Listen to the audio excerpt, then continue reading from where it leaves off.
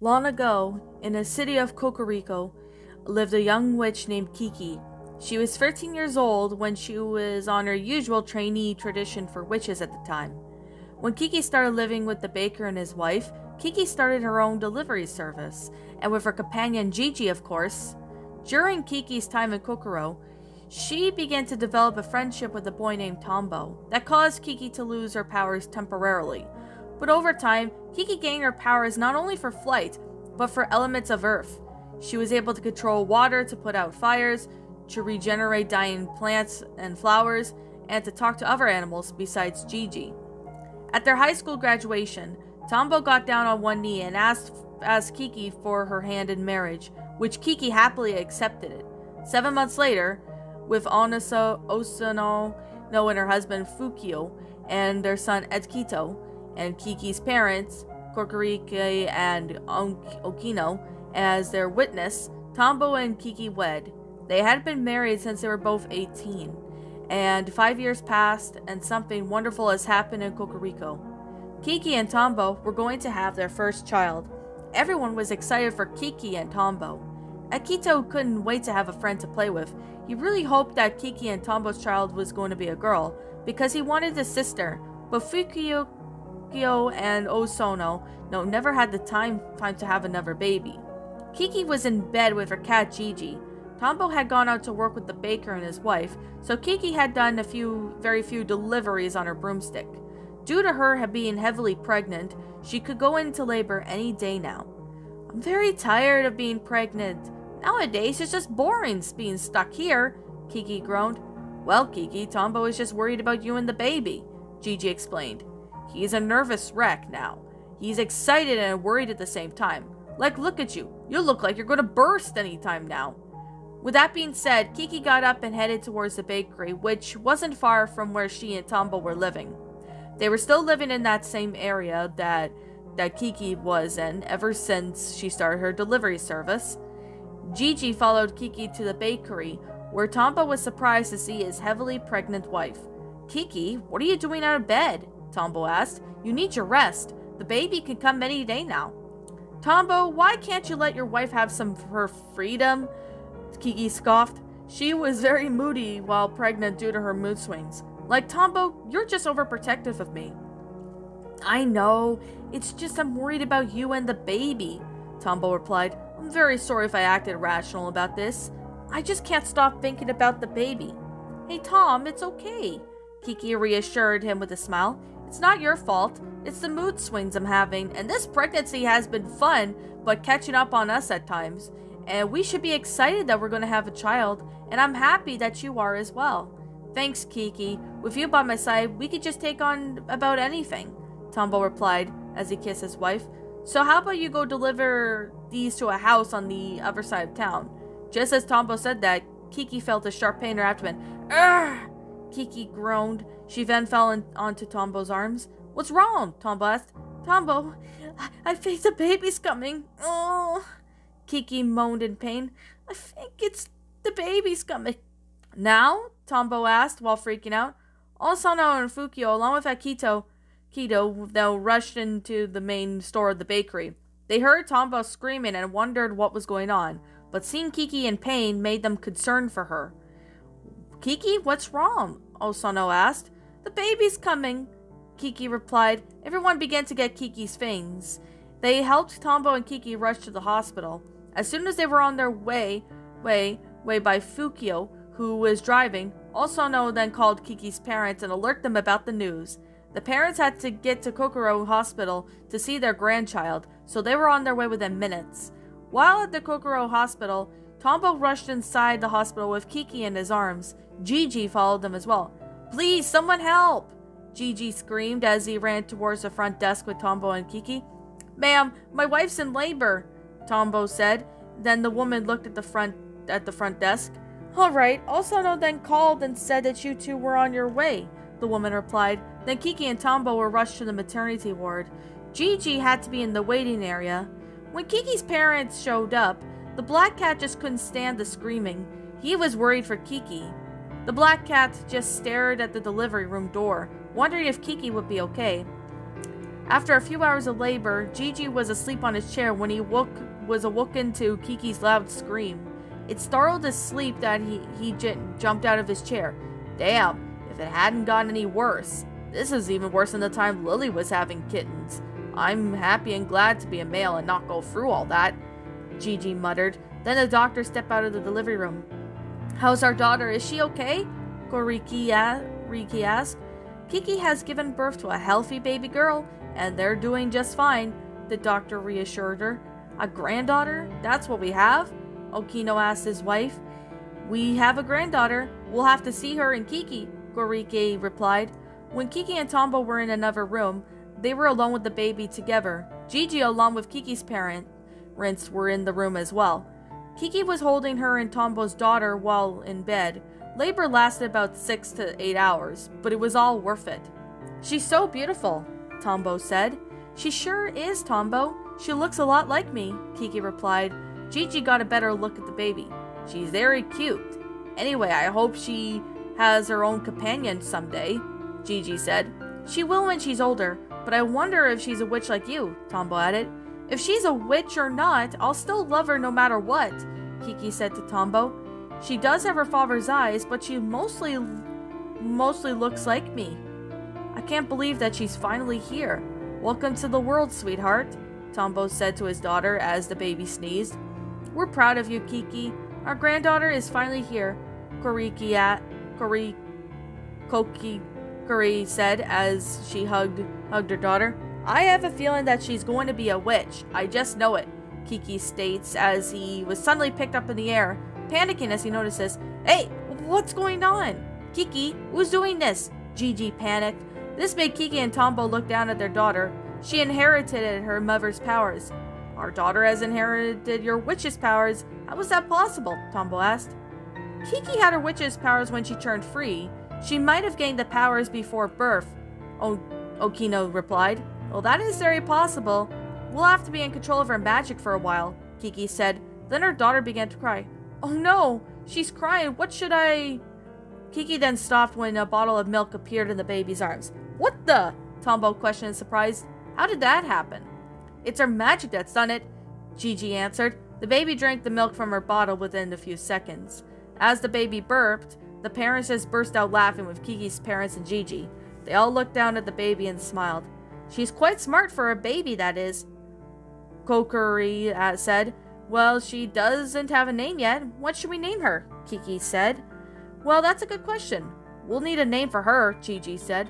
Well, I was thinking we can name her Yua, Tombo suggested. It means blinding love and affection, so that should be her name.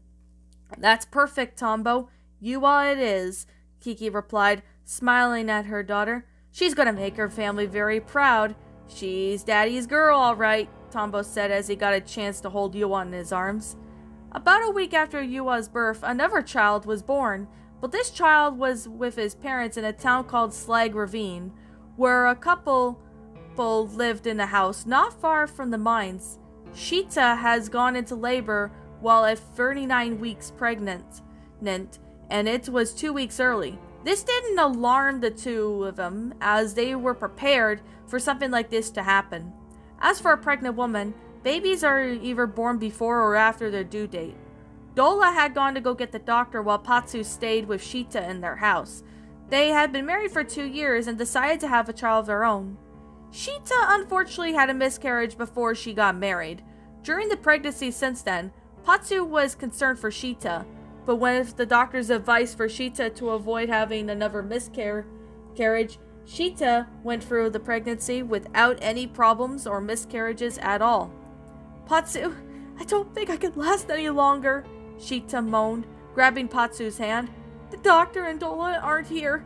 You're gonna have to deliver the baby with me. What? Patsu stammered in shock. Shita, just hang in there a little longer, Patsu reassured her, but Shita had no choice. She could feel the baby pressing down on her pelvis.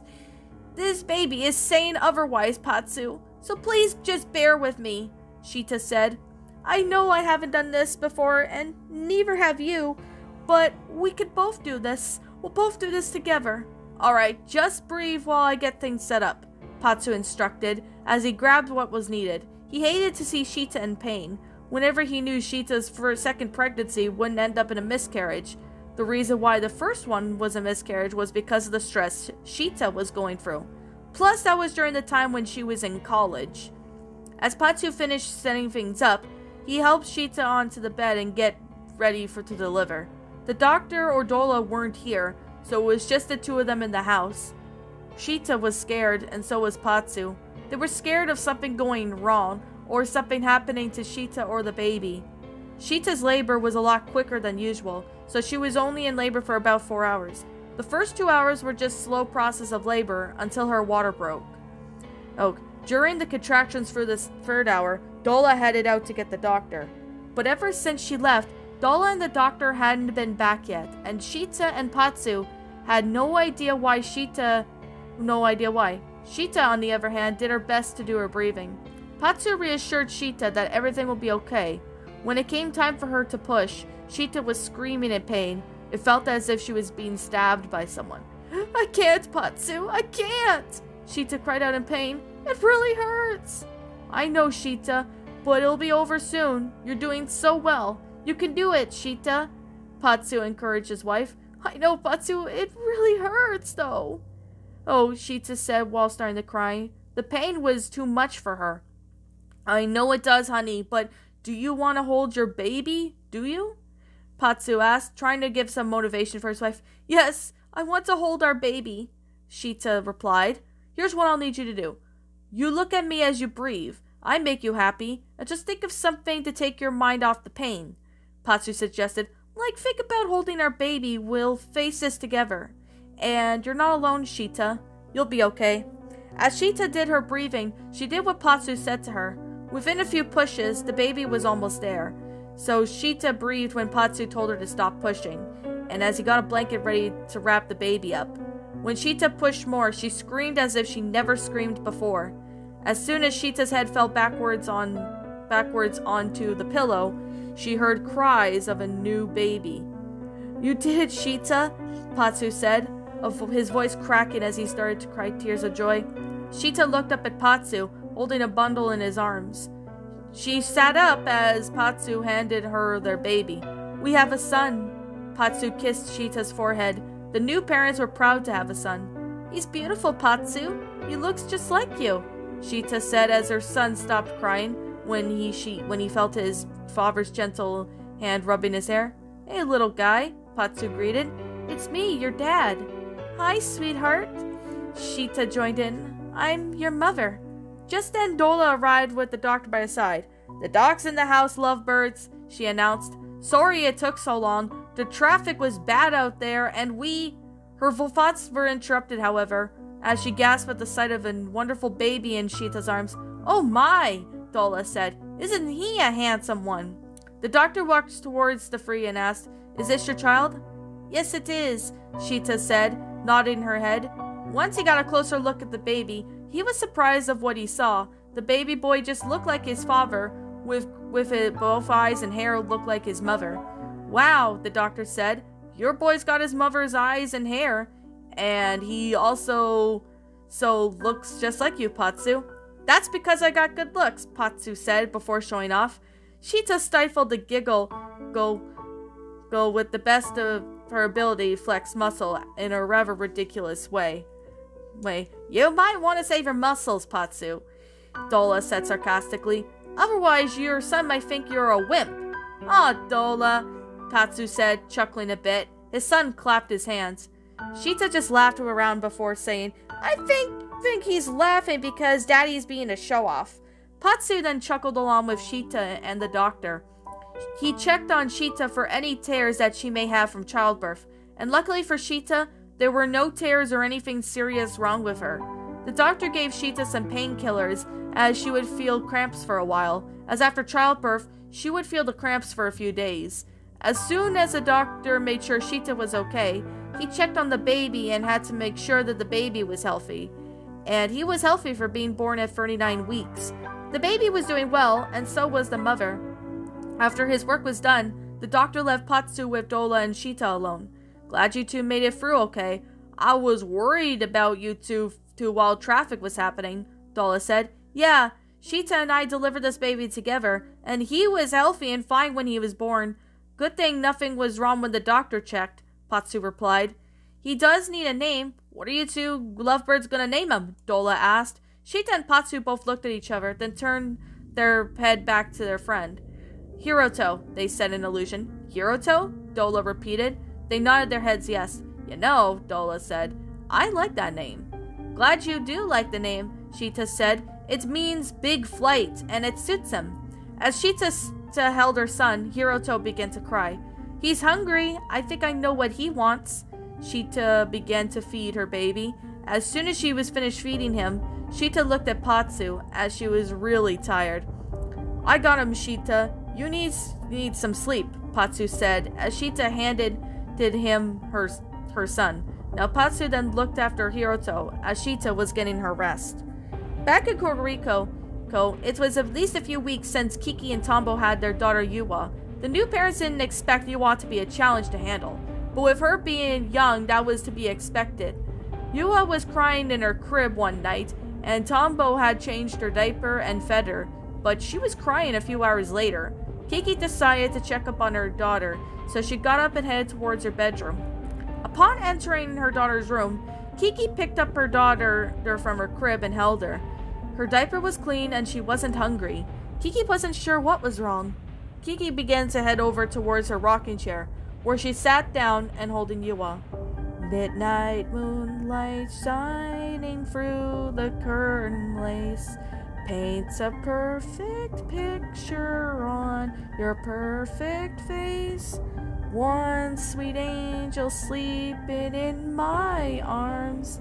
You are the promise that I knew God would keep.